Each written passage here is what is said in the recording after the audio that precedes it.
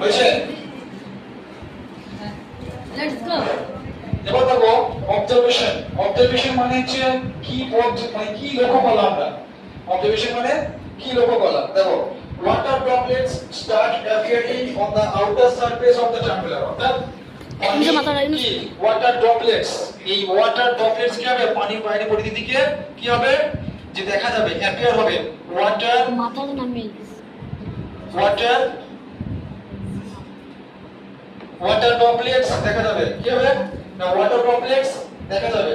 The level of water remain unchanged from the remain, অর্থাৎ যদিও আমরা এখান থেকে বাইরে থেকে বরফ দিয়েছি, যাই করেছি, etcetera how many we added it, কি হবে, তারপরেও এখানে কি হবে, যে পানির যে লেভেলটা ছিল সেই লেভেলটা কি থাকবে, একই থাকবে, রিমেন আনচেঞ্জ, অর্থাৎ সেই পানির লেভেলটা একই থাকবে।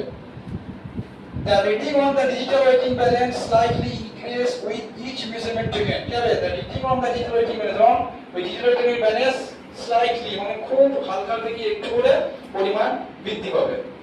কনক্লুশন, তাহলে সিদ্ধান্ত আমরা কি আসতে বললাম, সিদ্ধান্ত আসতে বললাম water did not seep out of the tumbler। seep out মানে কি, যে পানি কখনো এই গ্লাসের বাইরে চুইয়ে যাবে না বা ছড়িয়ে পড়বে না। কেন পড়বে না? because it has no hole, because it has no hole। yes or no? এখন এর মধ্যে কোনো ছিদ্র নাই। if it has a hole then কি হতো, তাহলে পানি পড়ে যেত, and the level of the water decreasing, কিন্তু level of the water decreasing করবে না। কেন?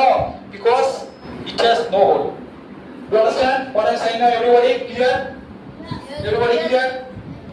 Clear? Yes.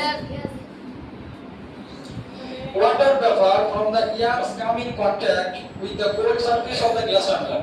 Water vapor অর্থাৎ জলীয় বাষ্প from the air comes, বাতাস থেকে এসেছে, in contact কিসের জন্য, with the cold surface of glass tumbler, অর্থাৎ এটাকে বরফ দেওয়ার জন্য, এই বরফের বাইরে থাকা বরফ দেওয়ার জন্য কি হচ্ছে, এর বাইরে কি এসেছে, ওয়াটার ড্রপলেটস বা ক্ষুদ্র ক্ষুদ্র পানির কণা, কি হচ্ছে, ক্ষুদ্র ক্ষুদ্র পানির কণা ওখানে অ্যাপিয়ার হতে দেখা গেছে।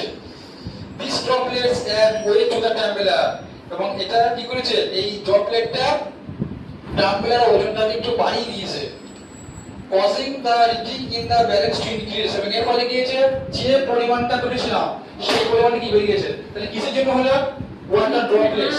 তাহলে কি কিসের হলো, ওয়াটার ড্রপলেটস। ওয়াটার ড্রপলেটস মানে কি, ওয়াটার ড্রপলেটস মানে পানির ফোঁটা। Some other example of condensation that observe in our daily life প্যারাস হলো, কিছু ঘন ঘন কোনো উদাহরণ দেওয়া হলো। এক নম্বর, after taking a bath with hot water, কিছুক্ষণ স্নান করার পর